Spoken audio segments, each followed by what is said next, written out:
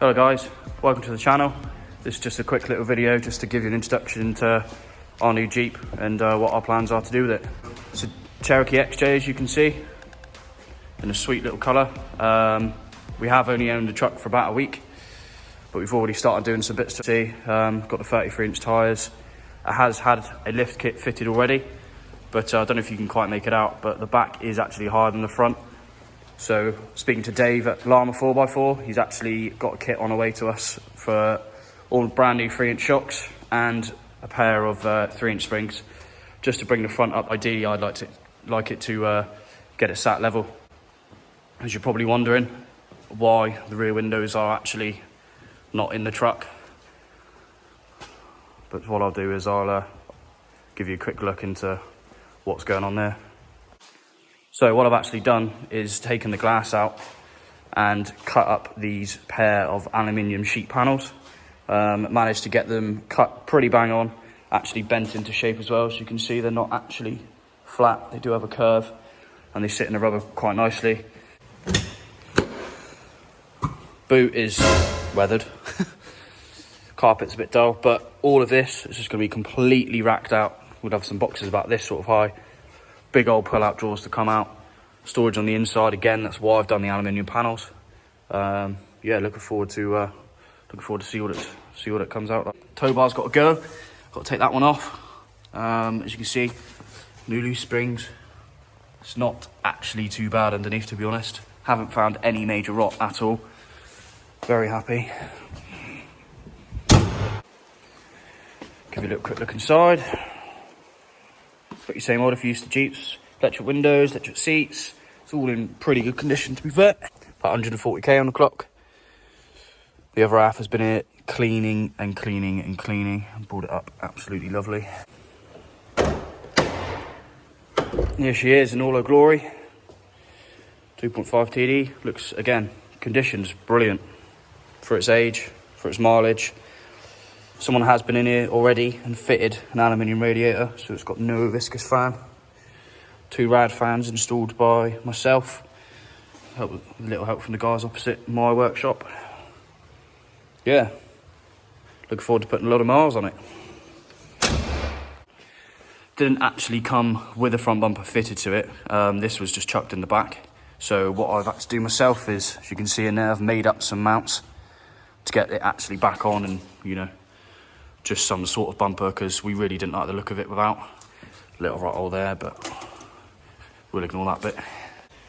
Good friend of mine let me purchase his Mickey Thompson alloys off of his Jeep Wrangler, and I've set 33 mud terrains on there.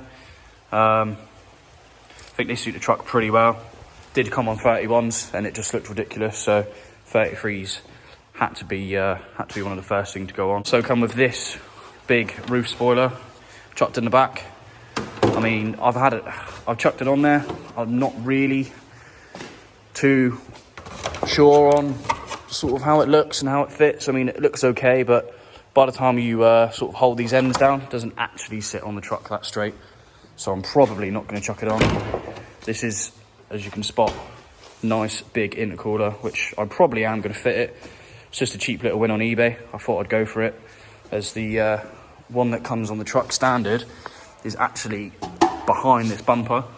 So as you can see, there's pretty much, well, there's no airflow going to it whatsoever. So that big one over there is probably going to go in there behind this grille, and we'll get some pipes made up.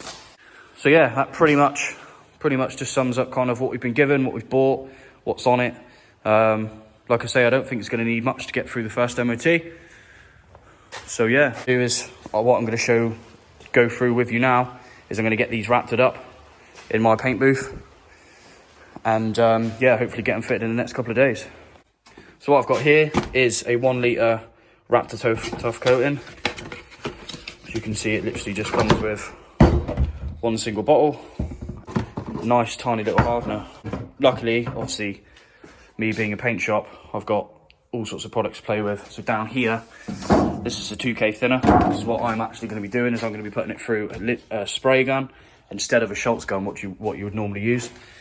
So what I'll do is we'll get them loaded up in the booth, we'll get them sanded down, and then yeah, I'll show you the mixing ratios for this product.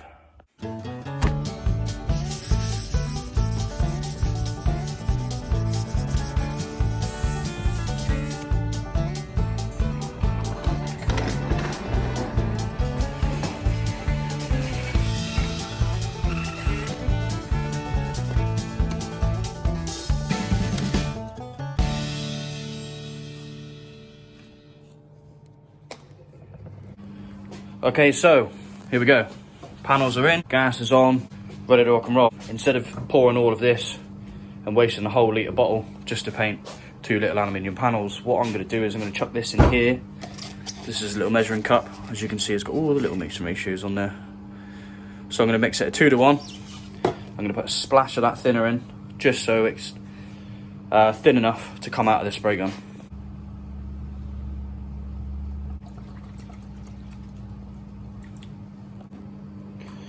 Here's an actual brand, TA90, for anybody in the painting industry and wondering what thinners I use.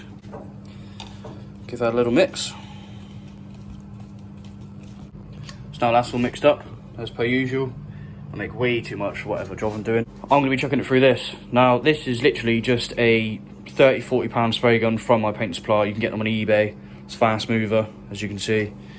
But why I buy them is they are, I don't know if you can see that, 2.5mm nozzle. Now, spray gun terms, that's huge. And what that allows me to do is keep the Raptor still relatively thick, but thick and thin enough to come out of a spray gun, because the way it comes out the Schultz is it's just too much, and it absolutely flies through the product.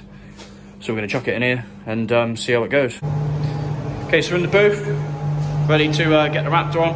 What I am going to be doing first is I'm going to be laying down an etch primer. Now, with aluminium, this is an absolute must with whatever product you are putting onto them.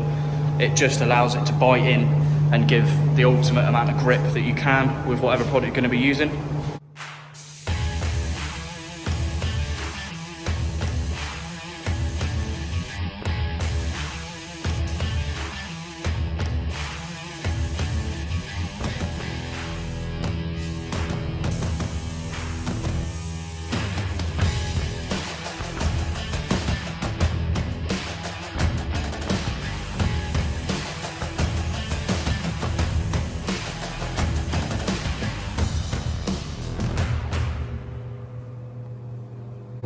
So here we go, all wrapped it up.